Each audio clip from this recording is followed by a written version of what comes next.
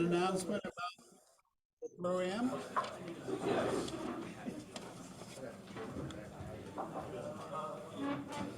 I did the math this morning, and we are exactly 82 days away from our Pro-Am event. And it sounds like a long time out, but preparations are starting. The committee, main committee met last Monday, and we're going to have regular meetings. What you have seen in the past is pretty much what we're going forward with the veteran recognition as part of the day. But mostly it's a fellowship event that I want as many people as possible to attend. It's June the 5th. Put it in your calendar. It's a week later than it usually is because the golf schedule had the memorial 1 week later than they usually have. So hopefully it'll be a great event like it has in the past, and we will keep you updated. We will need volunteers that day, so think about either driving, bringing people back and forth to the house, or cleanup, setup, those type of things. But generally, we want people to participate and have a good time. Thank you, John. Are there any other announcements? Okay, I have a few. The parade marshal at last week's St. Patrick's Day parade was a little brisk, but it was fun. Great event, and we hope you can participate next year, or you can go to Columbus tomorrow, and you can go to Columbus tomorrow. There's no meeting on Good Friday, March 29th. The new date for the board and president installation meeting is June 14th. And the installation party is June 15th. And that's going to be held here at the club. Details to follow. There's an exciting new international project in conjunction with the Conshohocken Club. Sharon Kendall will share details, and please contact her to join the committee. So, last call for announcements. Anyone? Okay, I'll Okay. I'm just gonna send an email later today, but we do need volunteers for Meals on Wheels. So I am gonna send out an email, so hopefully people will sign up. It's so easy. It takes tops an hour and a half, and the people are so appreciative, the seniors that we deliver the food to. And it's usually only about 3 or 4 places that you're going. So, but they love to see your smiling face. So please sign up. But I am going to send that out later today. So thank you. Thank you. Gene, Please. if I may, I left flyers from last week out on the table where we have our name tags. Just a friendly reminder, and more importantly, a large invitation to all of you to join us Thursday evening at Tolles. Dr. Hobley and the Tolles Career Center has agreed to host our meeting with Dr. Harrison, President of Columbus State, talking about the future of work, not only for businessmen, but for our students and their parents in our multiple school districts in this area. So please join us. The flyers are on the table. Thanks, Gene. Thank you, Paige. Barb? Just briefly, it's way ahead of time. The bounty at Bridge Park to benefit the Dublin Food Pantry is September 15th, so hey, 6 months away. So just put it on your calendar, Sunday, September 15th in the evening. And sponsorship packets went out to the sponsors from last year. So some people in Rotary got them. Cap Clegg wins the prize for being one of the first sponsors, wherever Cap is. He did a table. Yay, Cap. Yay.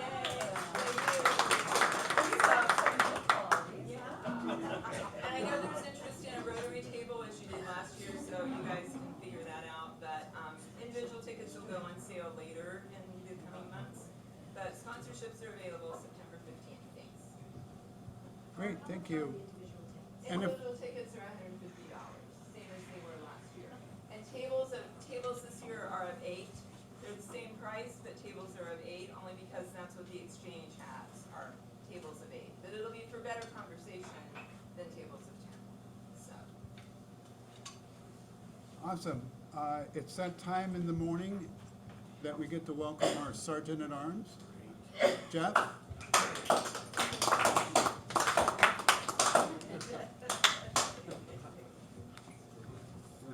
Nah, I'm talk loud anyhow. I get accused of that all the time. Good morning, everyone. So, we have a busy schedule today, so I'll get right to it. I did have this really cool thing to tell you about Julius Caesar and the Ides of March and all that other stuff, but I found out that I'm not allowed to do that. I gave him the hook. He gave me the hook because we have a very heavy agenda, but it was actually pretty good. Pretty good. Well, I'll at least give you the finish. You know, from history with the Ides of March, the Caesar was killed by 60 of the Senate when they came in, and because he was trying to do social and reform changes, you know, within. So anyhow, in the Shakespeare, his last words were "et tu, Brute," as in Brutus, you too. Personally, I think it was a little bit different. I think his last words were "WTF." Anyway, we have some guests today. We have Lynn Roos, who's a visiting Rotarian from Hilliard, who is also one of our esteemed Rotary people. Thank you. And he brought a guest with him, Daniel Wilcox. Kurt Brown brought a guest, Mark Conway. Thank you. And I'm going to apologize. I don't have my super good glasses on. Susanna, is it Hillary? Oh, so, well, thank you. And you're a guest of? Emmett. Okay, great. Thank you. Welcome. Okay. Simplifying today. It's Dublin. It's St. Patrick's Day weekend. If you're not wearing a green, anything green, put $1 on the table. I will be happy to come by and pick it up. I think last year I just happened to be sergeant at arms at the same time. So same thing. So anyhow, that's going to be your only fine for today. The large pot today is $540. Small pot is $20. I will ask Gene, just because you're standing here, to pull the ticket out of there if you would. All right, great, thank you. And if you want to grab another one while we're doing that, this is 155529. 529's last couple numbers.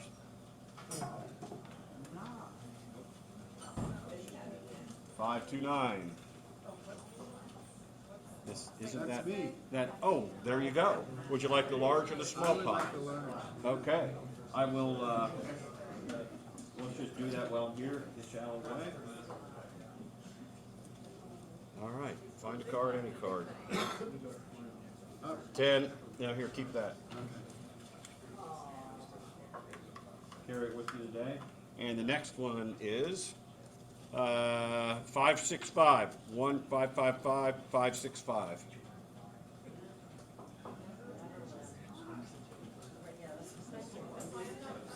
$5,565. All right, Bob. You have no choice. All right, thank you all very much. Have a great weekend.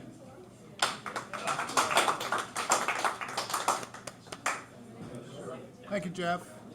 Kurt, if you'd like to introduce our speaker this morning? Absolutely. Do you want the mic or no?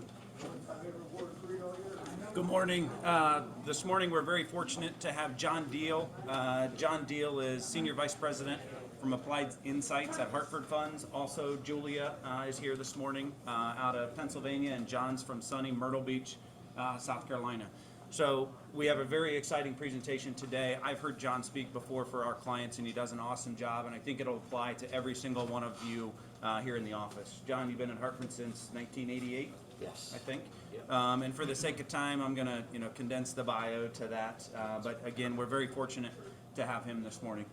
Is the mic working? I don't think so. Let's just start. There you go. Sorry about that. I'm sorry, what did you say? Yeah. So again, John Diehl from Hartford Funds. He's been at Hartford since 1988. Has a very exciting presentation to talk about retirement and empowering retirement and getting the most out of it. So for the purpose of time, I'm going to shift it over to John. Thank you. Appreciate it. Thanks,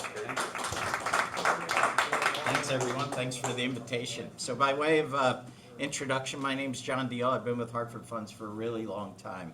But for the last 20 years, I've studied aging and longevity, not just in the United States, but around the world. And largely we do that through a partnership we have with the Age Lab at the Massachusetts Institute of Technology. Believe it or not, the rocket scientists in Cambridge, Massachusetts, have a division of their engineering school that's studying aging and longevity, working with many different industries and companies, not just in the US, but around the world, helping them to think about how demographic change and the impact of technology is changing lifestyle, but also changing demand for goods and services. So it impacts product design, service delivery, and the like. But honestly, in the spirit of full disclosure, I want to let you all know, I did not attend MIT. I was in the half of the class that made the top half possible, if you know what I'm talking about. But hopefully over 20 years' time, the work with MIT has begun to sink in a little bit, and this presentation today is a direct result, as you can see up in the corner of the logo, of MIT Age Lab research. So, let me see if I can figure out how to advance the slide. Right arrow or space bar? Space bar? Nothing.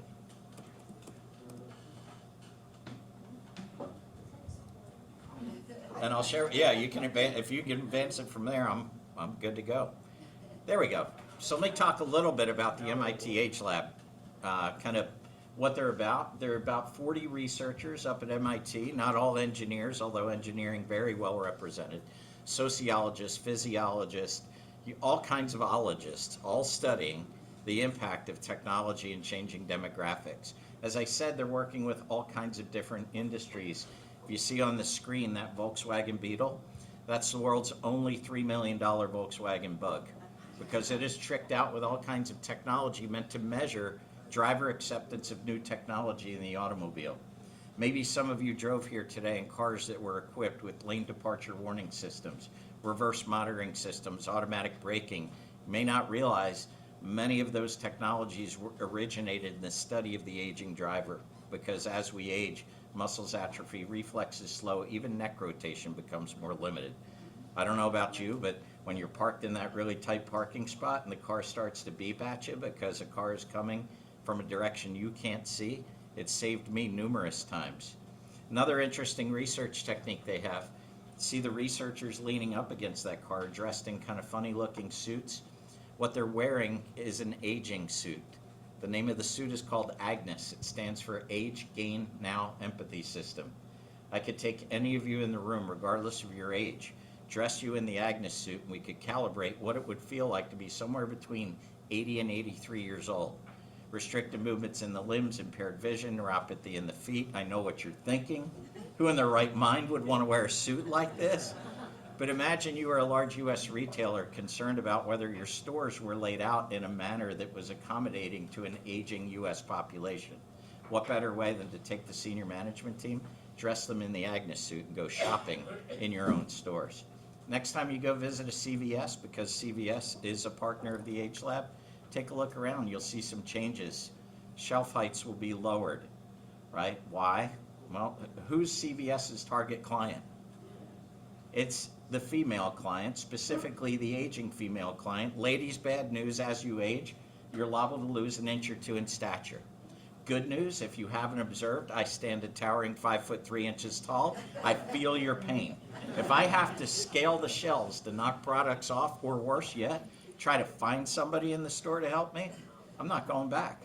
CVS knows that.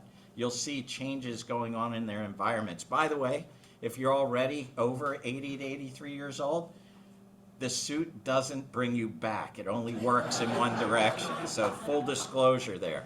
Are they gonna get one that? If they do, then yeah, they won't have to worry about any of this stuff. They'll just sell those suits all day long. This is Dr. Joe Coughlin. He's the founder and current director of the MIT Age Lab, and he puts our new challenge this way. He said, we finally achieved what we've been trying to achieve since we walked, which is living longer. Here's one of the biggest problems we face. We don't know what to do with all that additional time. Bear with me, and we'll talk about both the challenges and opportunities. In fact, we'll talk about this concept of 8,000 days, the name of my presentation today. What is 8,000 days? Why is it significant? We'll talk about why now MIT says that most of us will experience what they call 4 phases of retirement. All of us will experience 3, most likely, but some of us will experience all 4. If you think about it, we may be retired now for as long or longer than the period that we worked. And I'll explain a little bit about that. So we can't just use one word, quote unquote, retirement, to describe a period that may be fully a quarter to a third of our entire life on Earth. MIT says we can now break it into phases, and we'll talk about how understanding this framework can help you think about future plans, not only for yourself, but for loved ones as well, parents, siblings, friends. So let's talk about 8,000 days. What in the world is that all about? MIT says that now in the United States, you can break your life basically into 4 8,000-day segments. So consider this for a second. It's approximately 8,000 days from the day you're born to the day you graduate college, university, exit the armed services, begin your career. It'll be another 8,000 days from the day you graduate or move into your career until your first midlife crisis. We say first midlife crisis. We're all living longer. You have opportunities for multiple midlife crises, right? It'll be another 8,000 days from midlife crisis, generally speaking, till around the time you retire. And then, yes, on average, although no one knows how long the last segment will last, it on average is going to be about another 8,000 days. If you've already done the math in your head or on a napkin, 8,000 days is just a little shy of 22 years. So we're talking about ages 22, 44, 66, 88 years old. Well, here's the problem as Dr. Coughlin would describe it. In the first 3 segments, the script has already been written. We already know what we're supposed to do. In stage 1, go to school, get good grades so you can get into the school or armed service or career of your choice. In the second phase, well, life is coming at us, right? Everything seems to be growing. Hopefully your income is growing because your job skills are growing, your family may be growing.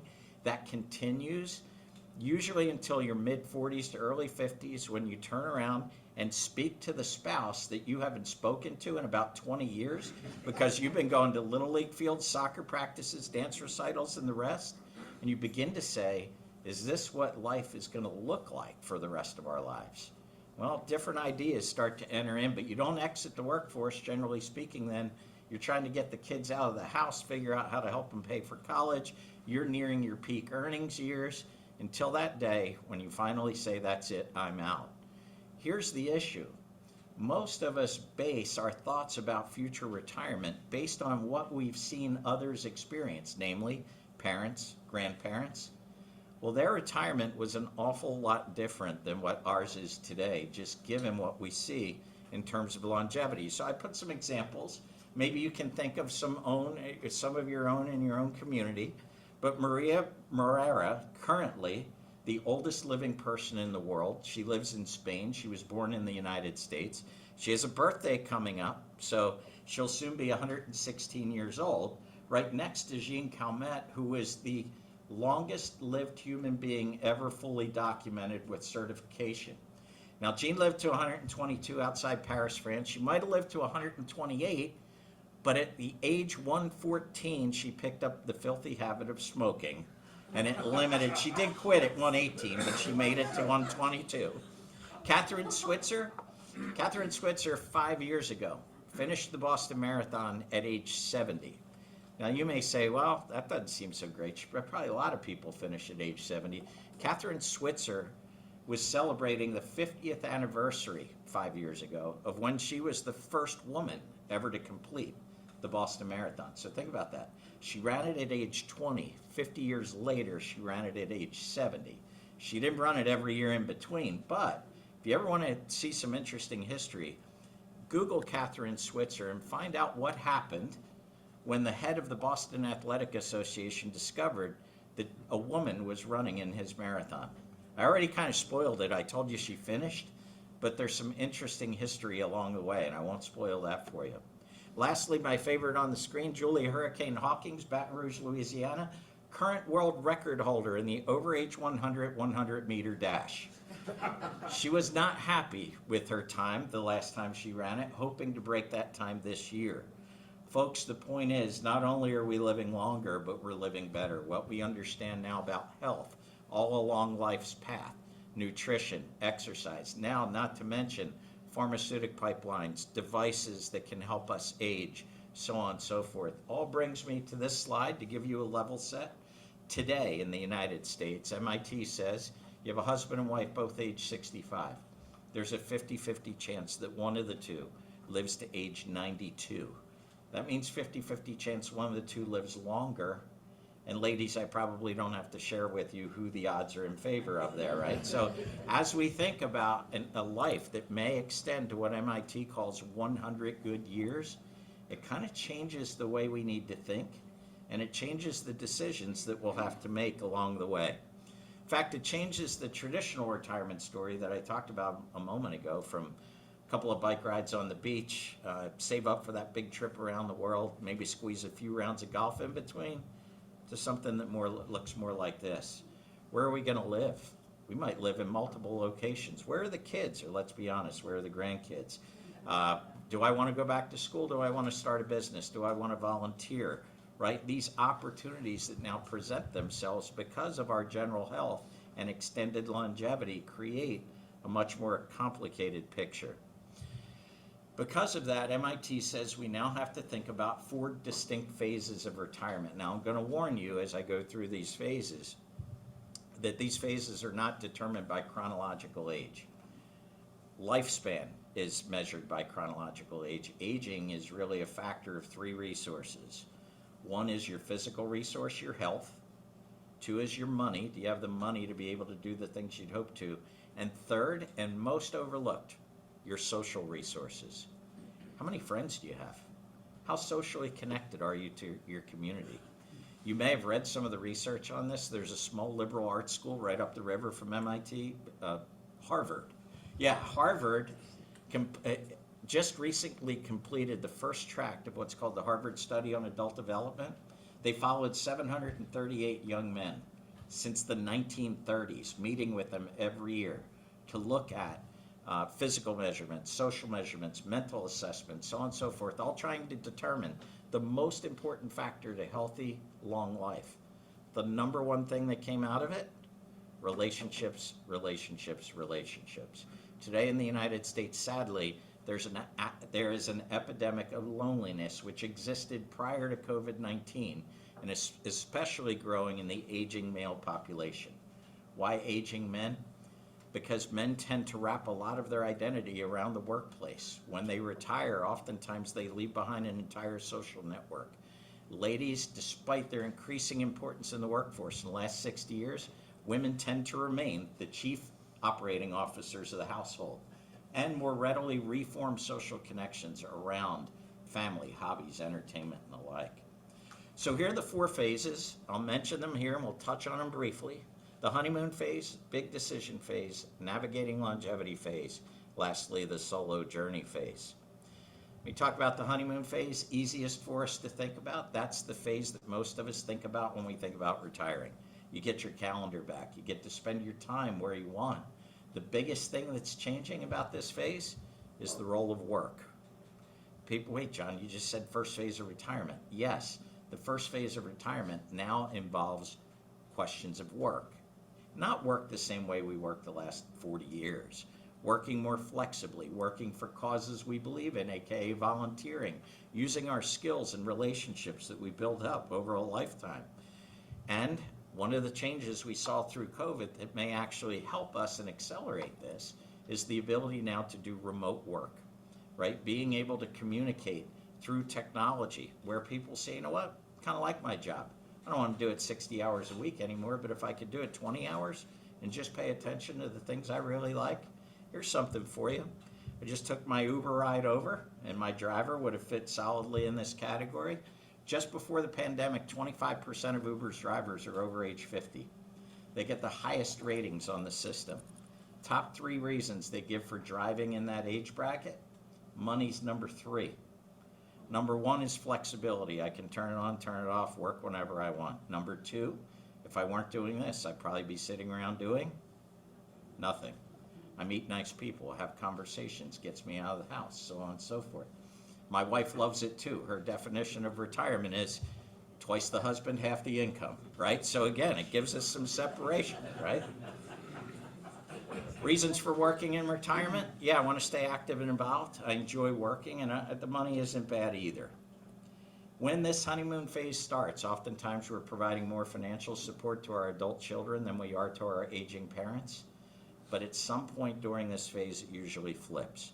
The reason I put this slide in here is we all have to ask ourselves the question as we look to years ahead, will I ever get the tap on the shoulder to provide care for another family member, whether it's a parent, a sibling, even a child? I can tell you this, not this is the way it's supposed to be, but the way we observe it to be. If you're a woman 47 to 57 years old, especially if you're the eldest daughter in your family, chances are that you'll be providing care or managing care for your parents.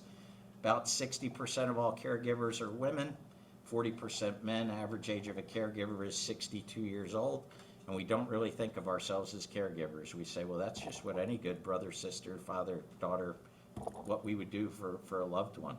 So again, thinking about the caregiving is important. And the other thing about the honeymoon phase is where the rubber meets the road. It's no longer about projections. How much money is going to come in? How much is going out? Sadly, 60% of workers expect to receive a pension. Bad news, only 40% of them ever worked for a company that offered one. So unless you know a lot of companies rolling out defined benefit pension plans these days, probably misplaced expectations. Second phase, big decision.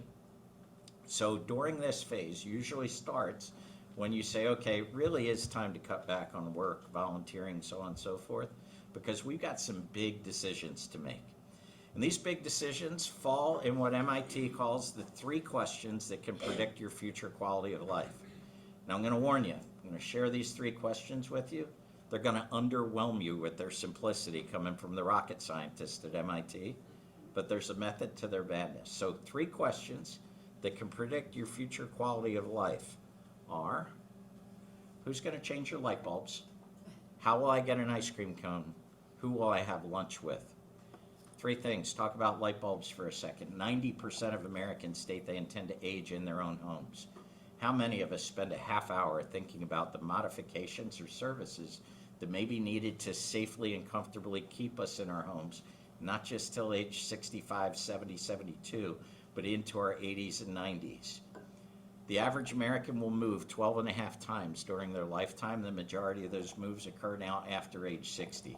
We upsize, we downsize. We want to move closer to children, let's be honest, grandchildren. Sometimes you might want to move away from children and grandchildren. You may need to live with children and grandchildren. You may need the care of a care community now at some point in your life. Average age entry into independent living. You know, independent living, don't need a lot of medical supervision. Average age of entry is 83 years old. We are staying in our homes as long as we can, but at some point we may outlive the practicality of doing so. We say this because educated choices are necessary. Where would I want to live? What type of community? What are the costs? Rather than wait until a crisis happens in the family where somebody gets a call that says, hey, mom or dad just fell, we got 6 weeks to figure it out. It's worth a family conversation before it ever gets to that point. Secondly, how will I get an ice cream cone is all about how will you access the small things in life that make life worth living. What we see is the thing many people take for granted as we age is that they think they'll always be able to drive. If you lost the ability to drive, how would you access the things that are important to you? On average, men will outlive their capacity to drive by about 6 years, women by about 10 years. So as we think about those things that are important to us, whether it's church, whether it's friends, hey, everybody knows what it feels like to be isolated from the people, the activities and organizations that make life worth living through our COVID experience. That's not just limited to a one-time freak kind of viral phenomenon. Sometimes it happens to us as we age. This question is about your use of technology. So yeah, you can hold your breath waiting for the Google car, but also Uber, Lyft, services like that.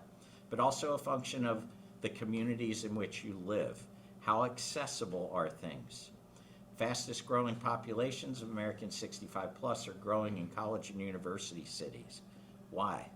Because there's art, sports, social engagement. But oftentimes those communities offer walkable access to many of the things we desire. By the way, I joked with the men a little bit earlier because longevity isn't always our bag, but I've got some good news in this category.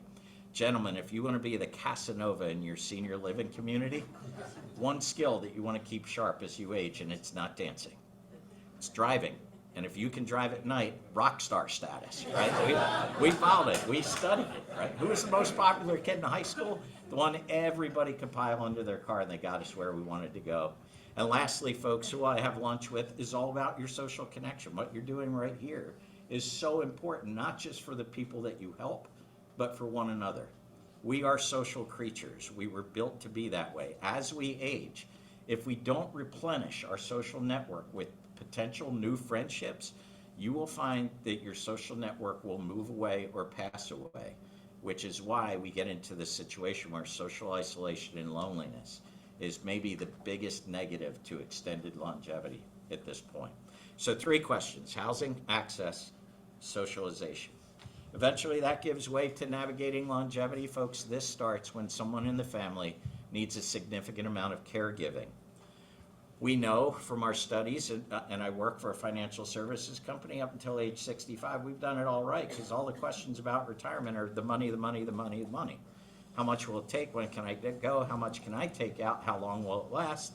All good. After age 65, money is supplanted by health. And after age 75, not only health, but specifically cognitive decline. Are there things that we can do to extend cognitive health? The good news is, yes, science is beginning to show us that there are. But for the caregiver, they encounter a phase that we refer to as administrivia. What starts out as a couple of calls home, make sure mom and dad are okay, turns into attending doctor's appointments to make sure we're all on the same page. Turns into perhaps cooking, cleaning, fixing. Would you mind changing that light bulb while you're here? Those kind of things, right? Eventually it may evolve into paying bills or inviting a loved one to come live with us. So it grows over time. There's a lot of pressure on the caregiver because the responsibilities go well beyond just picking up medications at the pharmacy, right? Tree falls in mom or dad's front yard. Who takes care of clearing it out of there? Wi-Fi gets blown out last week. What does that mean? How do I fix that, right? So on and so forth. So that's why it's so important to think about the family dynamics and the roles that we play, or as we're thinking about ourselves, be thinking about our own dynamics. Who will be there to assist me, or will it be contributions from my social network, from my friends? Who may change my light bulbs? It might be the friendly younger neighbor next door or down the street, right? So thinking about caregiver responsibility is really, really important in navigating longevity. And then the phase nobody likes to think about. But the fact that we're living longer also means that there's a higher likelihood that at some point we may be living by ourselves. If we're members of couples, we almost need to think about planning 2 retirements. One that we spend with that loved one, that significant other, partner, spouse. The other spent if we happen to be alone. I share this stat, everybody says can't be right. The average age of widowhood in the United States is 59 years old. Men tend to marry younger. If they marry a second or subsequent time, they marry much younger, and it never fails. Usually, if I'm speaking to a group of clients, I would say 100 people, probably 3 or 4 will walk up afterwards, usually women, I would guess in their later 50s, early 60s, who will say, I can't believe you just said that. Let me tell you my story. Gray divorce. Fastest growing rate of divorce in the United States is occurring to people over age 50. Maybe it's because the guy retired and we're spending more time together, who knows? But thinking about what would happen if I were unexpectedly single, what we find in the solo journey is, depending where it happens, it may bring you into one of those previous phases. Questions like, do I want to go back to work? Do I have to go back to work? Do I really want to live in this home where we raised our kids, or do I want to move closer to those kids or closer to other family members? Smaller, where I don't have to as much hassle maintaining it. Or maybe if my spouse or significant other was my primary caregiver, where will care come from now?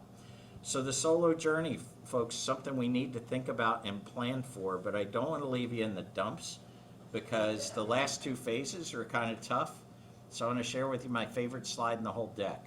It's called the age you peak at everything. So here's how it works. Maybe a little hard to see up on the screen. I'll describe it for you. Each of the numbers on the graph corresponds to an age.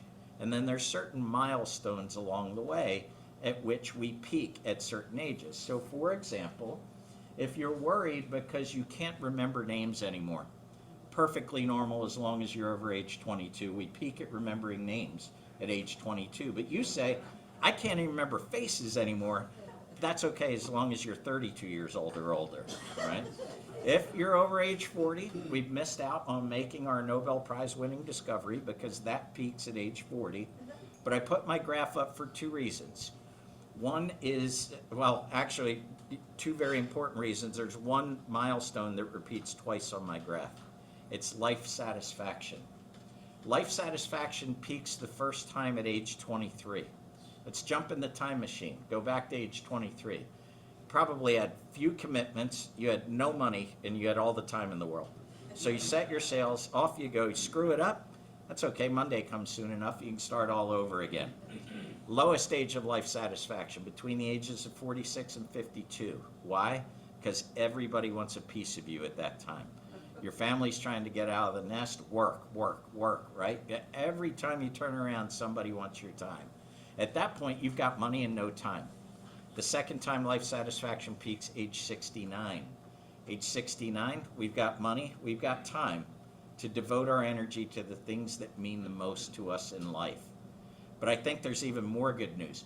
Happiness with your body peaks at age 74. At that point, I figure you've been playing with the same deck for the last 73 years, right? Probably isn't going to change, right? Maybe it's more an acquiescence. And then psychological well-being is my last data point. Defined as tomorrow will be better than today, usually continues to increase into your early 80s, at which point we may suffer our first health setback, which begins to draw back from that. So folks, 4 phases of retirement. Whoops, I don't know what I did here. Hold on, let me come down into my screen. There we go. It used to be about how much retirement will cost. Those were all the questions. Now it's more about what will I be doing, right? Where will I be doing it? If I asked you all to write a short story about your next 3 years, what would it be about? Who are the people? Where does it take place? What's the plot? What are you hoping to achieve, right? These are the important stories that can help guide our planning, have us thinking about it. By the way, technology is not very good at helping us. We hear a lot about AI, but even the folks at MIT will tell you very few things compensate for a face-to-face, emotional, empathetic conversation with another human being, such as you have here at the Rotary. So those kind of interactions crucial to helping you plan and think about the days that are ahead. So I'll conclude my comments this morning. A quote from Joe Coughlin, who says, "The 4 phases of retirement can enable a clear vision to plan and anticipate what's likely to come. By doing that, we can boost independence, right? Prolonged independence and control in the life we wish to lead." I'll end with a favorite quote from my favorite philosopher, Yogi Berra, who famously said, "The future ain't what it used to be." We wholeheartedly agree. Changing longevity, impact of technology, shifting, and it should shift our expectations in the decisions that we'll be making for fulfilling lives moving forward. So I'll end my formal comments, but any questions, happy to answer in a couple of minutes. When you said if a couple both reach 65, the likelihood is 50% that one's gonna live to 92, I believe. Yeah, correct. What's the science behind that? So life expectancy at a given age, basically the longer you live, the longer you'll live, right? So you may read in the headlines that life expectancy in the United States has leveled or even begun to back off. Sadly, that's largely because of deaths in middle-aged men. Oftentimes, suicide rates are kind of skyrocketing. Rates of depression, drug abuse, alcoholism are kind of leveling out what would be seen as an extending longevity at later ages. So really, the two determinants of extended life expectancy are education and income. Because you have access to the health care that you need, and education promotes that throughout life. So those are the two kind of factors we see. Thank you. Yeah, sure. Here are the questions. Sir? I understand you've been involved in this situation for a number of years. Yes. Is there any one aspect to your presentation that has evolved newish, a little more first started doing this? Anything you've seen shift and change in all this information?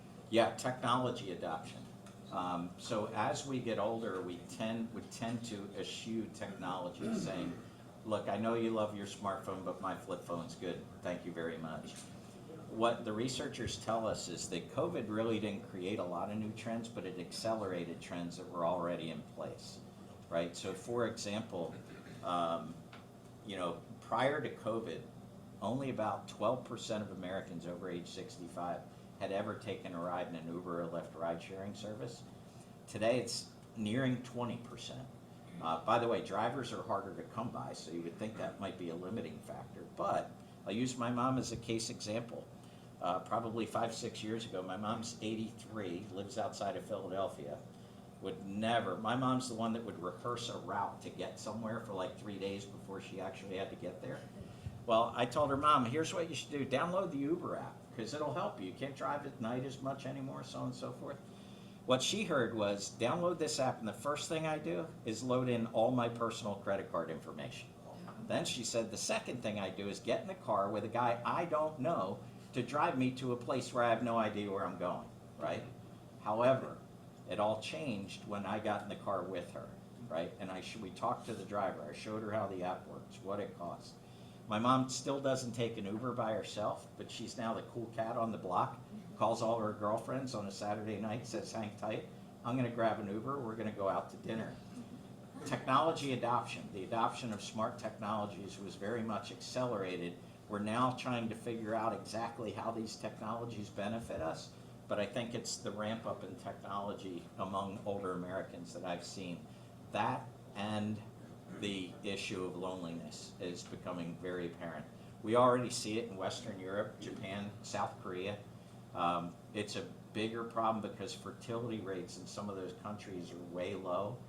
Their populations are way upside down. China now has a significant problem because of the one-child policy. Well, they changed it to 2 children, and now it's 3 children, but they can't encourage young families to have children because the scene is too expensive. They have a rapidly aging population. So they're dealing with all the economic stuff, but also they're dealing with the social and psychological impacts of that as well. So the social piece is important. Sir? Would you be kind enough to come back for the next 3 weeks and redo this?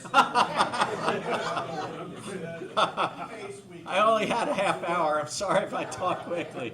But no, I'm glad but we do have, I think Julia put out, the white papers that are on the table are written by Dr. Coughlin at MIT.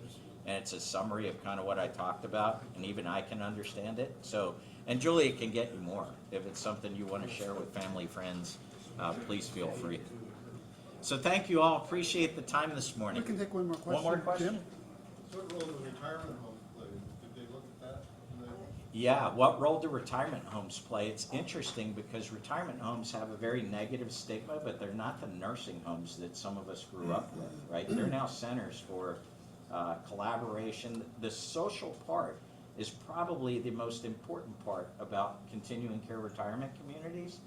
Obviously, COVID kind of sent some threats through there, right? I'm here with a bunch of people, and if I got this virus that's spreading, but I think what we're finding is that social component is the most important part. Plus, based on what I said about populations getting upside down, the number of caregivers per the number of people needing care in the United States. You know how we always talk about Social Security? Like there's fewer workers per person receiving benefits? The same is true in terms of personal care. We've had smaller families over the generations.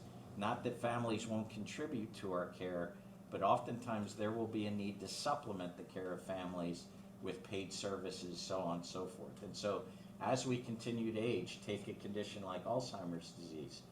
I can have the best family in the world, but at some point it may not be safe for them to try to provide 24/7 care if wandering becomes a problem, so on and so forth. My house isn't kind of safety proofed. So we think that there's a pretty bright outlook for continuing care retirement communities.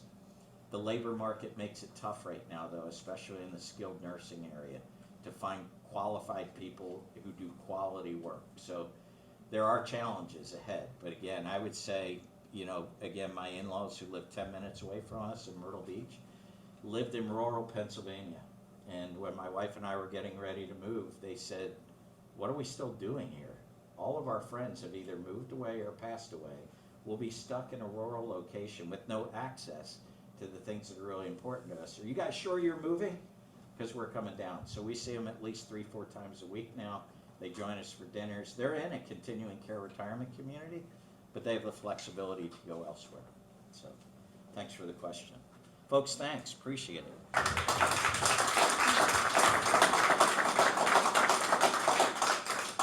John, thank you so much for your time. So many of your points resonated with me personally. I'm at the age where I'm contemplating retirement, and so much of my social network relies on this club or where I work. And the thought of transitioning away from work is a little bit daunting, and losing that social connection. So next week's program is the Washington Township Fire. We're going to have 2 speakers come to speak about the community resources that they offer to support us. 2 weeks. There's no